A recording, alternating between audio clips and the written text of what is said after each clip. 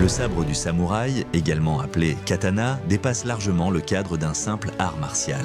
Il incarne une voie spirituelle, un chemin intérieur où le corps, l'esprit et l'âme s'unissent dans une danse silencieuse de maîtrise, de discipline et de concentration. Ses origines remonteraient aux anciens sages dravidiens du sud de l'Inde qui, à travers des pratiques ancestrales, ont façonné une discipline profonde guidée par la quête d'équilibre et d'harmonie. Le nom originel de cet art, Sansarayam, reflète son essence spirituelle.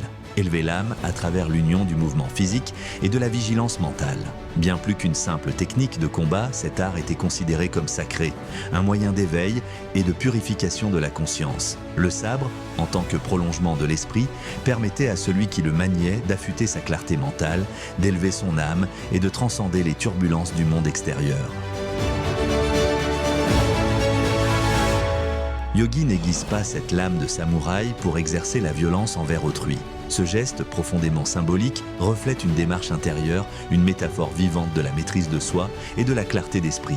Aiguiser le sabre incarne la philosophie de la discipline mentale.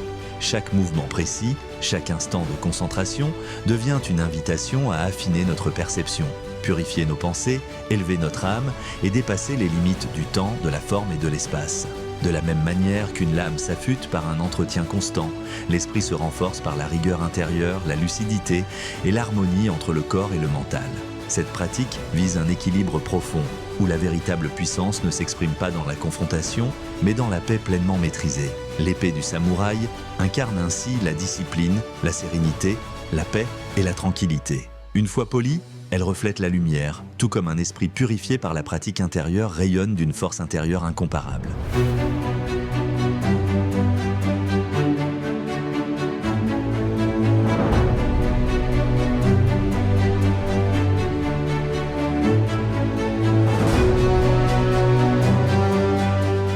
La lame, dans cette optique, devient un miroir de l'esprit. Elle invite à cultiver le calme, le silence et la stabilité intérieure. Celui qui a appris à se comprendre, à se maîtriser et à faire de son esprit un outil de discernement possède une puissance bien plus redoutable que n'importe quelle arme.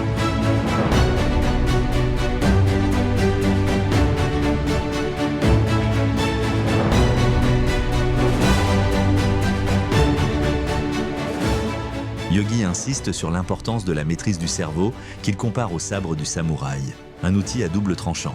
Mal dirigé, il peut devenir source de chaos, nourrir la peur et détruire de l'intérieur. Mais entre les mains d'un esprit discipliné, éclairé par la sagesse, il se transforme en un instrument de création et de transformation. Lorsqu'il est affûté par la rigueur et guidé par la paix, le cerveau, tout comme le sabre, peut transcender les limites humaines et faire émerger l'impossible.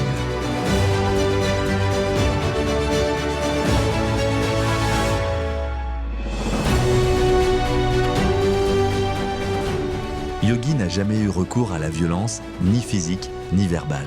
Et lorsque la correction d'un comportement a été nécessaire, il l'a toujours exercée avec une autorité silencieuse, nourrie de sagesse, guidée uniquement par la force de sa pensée et la clarté de sa présence.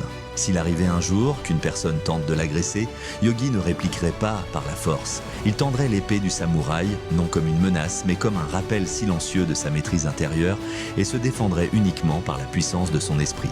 Car la véritable puissance de Yogi ne réside ni dans l'arme, ni dans le geste, mais dans une force intérieure, un courage lucide et une intelligence transcendante qui surpassent de loin le tranchant de l'acier.